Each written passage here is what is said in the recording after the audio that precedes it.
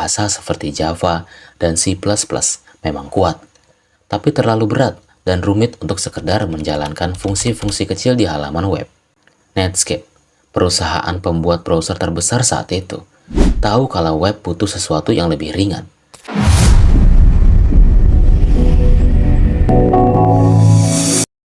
Sekarang, hampir semua hal di internet terasa interaktif. Kita bisa klik tombol, nonton video langsung di browser, sampai isi formulir tanpa harus pindah halaman lagi. Tapi dulu, internet nggak seperti itu. Halamannya cuma berisi teks dan gambar statis, nggak ada animasi, nggak ada efek, bahkan tombol pun belum benar-benar bisa berfungsi. Seiring waktu, para pengembang mulai mencari cara supaya web bisa lebih hidup, lebih dinamis, dan bisa merespons tindakan pengguna. Dari situ, lahirlah berbagai teknologi baru, dan salah satu yang paling berpengaruh adalah bahasa pemrograman bernama JavaScript.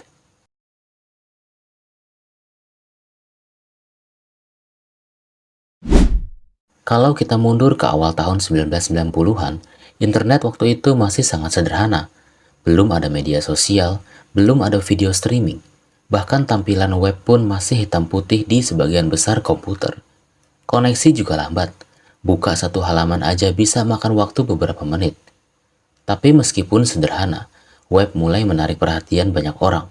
Lewat browser seperti Mosaic dan kemudian Netscape Navigator, pengguna bisa melihat halaman dari seluruh dunia hanya dengan mengetik alamat situs.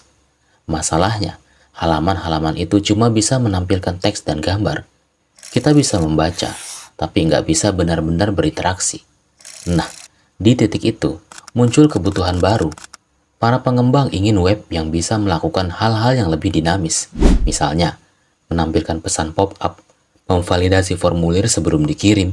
Masalahnya, waktu itu belum ada bahasa yang bisa melakukan semua itu langsung di dalam browser. Bahasa seperti Java dan C++ memang kuat, tapi terlalu berat dan rumit untuk sekedar menjalankan fungsi-fungsi kecil di halaman web. Netscape, perusahaan pembuat browser terbesar saat itu, tahu kalau web butuh sesuatu yang lebih ringan, sebuah bahasa yang cepat, fleksibel, dan bisa digunakan langsung oleh browser tanpa instalasi tambahan. Dan dari situlah cerita JavaScript dimulai.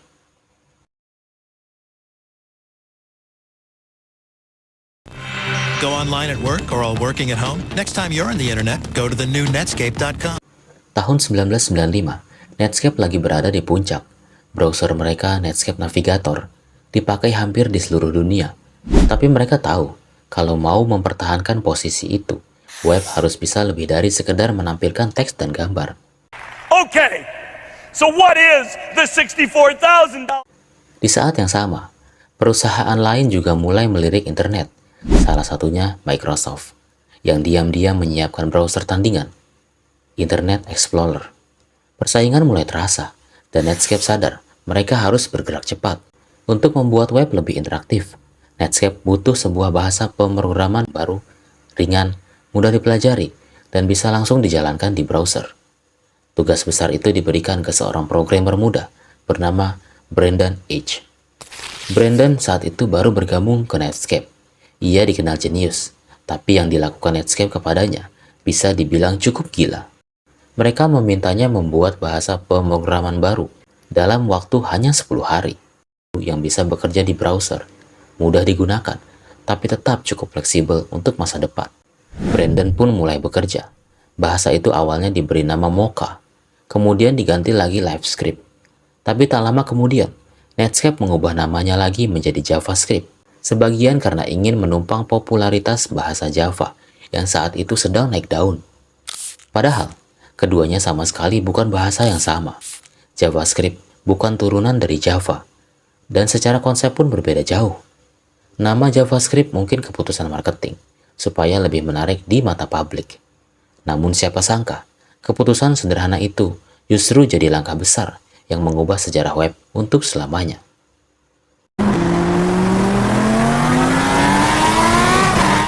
Kalau diibaratkan, Java itu seperti mobil sport, cepat, kuat, tapi butuh perawatan dan bahan bakar besar.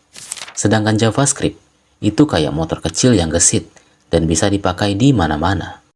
Banyak orang dulu salah paham. Bahkan di awal kemunculannya, ada yang mengira JavaScript adalah versi ringan dari Java.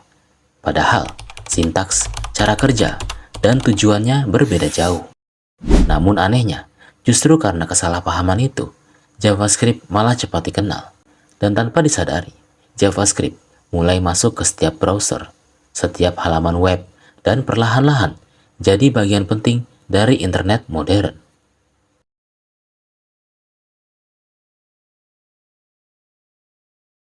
Begitu JavaScript mulai populer, dunia web pun berubah cepat. Setiap pengembang ingin memanfaatkan kemampuan baru ini untuk membuat halaman web yang lebih interaktif.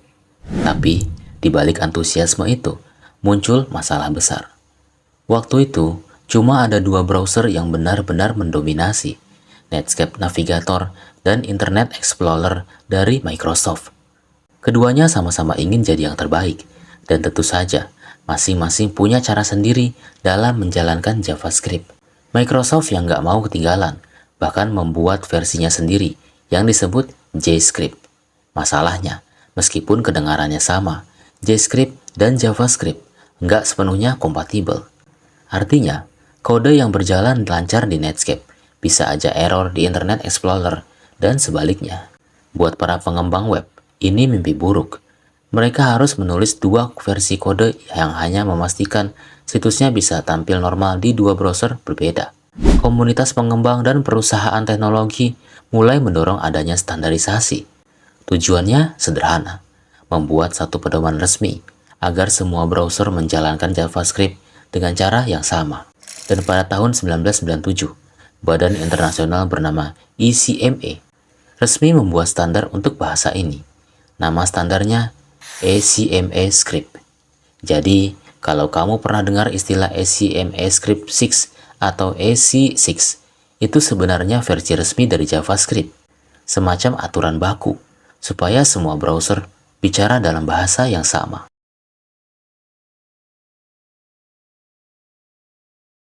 Masuk ke awal tahun 2000-an, dunia internet mulai berubah, dan perubahan besar itu salah satunya berkat JavaScript. Teknologi baru bernama Ajax, Asynchronous JavaScript and XML, mulai diperkenalkan. Dengan Ajax, halaman web bisa memperbarui sebagian konten tanpa harus memuat ulang seluruh halaman. Kedengarannya sepele, tapi efeknya besar banget. Bayangin aja, sebelum ada Ajax, setiap kali kamu kirim formulir atau buka halaman baru, seluruh halaman harus dimuat ulang dari awal, lambat dan gak efisien. Dari situ lahir era baru yang disebut Web 2.0. Banyak situs mulai tampil dengan desain yang lebih interaktif dan fungsional. Aplikasi seperti Gmail, Google Maps, dan Facebook mulai memanfaatkan kekuatan JavaScript untuk membuat pengalaman pengguna yang belum pernah ada sebelumnya. Semua itu jadi mungkin berkat kombinasi HTML, CSS, dan tentu saja JavaScript. Dari situ JavaScript nggak lagi dipandang sebagai bahasa kecil untuk pop-up atau efek animasi. Ia mulai dianggap serius sebagai bagian penting dari dunia pengembangan web modern.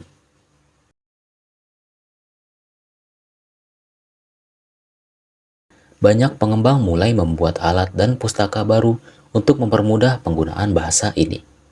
Salah satu yang paling terkenal di awal adalah jQuery. Cukup tulis sedikit kode, dan efek yang rumit bisa langsung jalan di semua browser. Sekitar pertengahan tahun 2010-an, muncul generasi baru framework dan library JavaScript yang mengubah cara orang membangun website.